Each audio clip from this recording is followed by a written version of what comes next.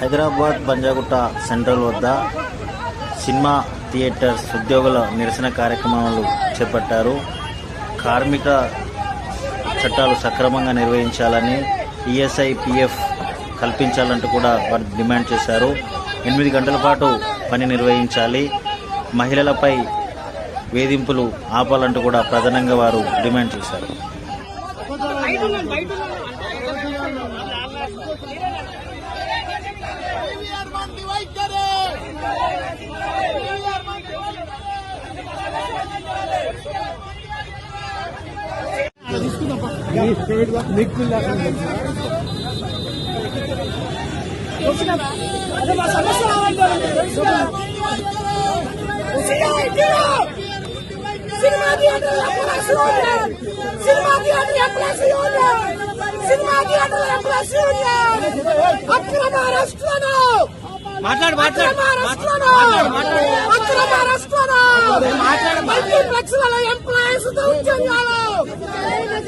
multiplex వాళ్ళ employees ఇచ్చేసిన management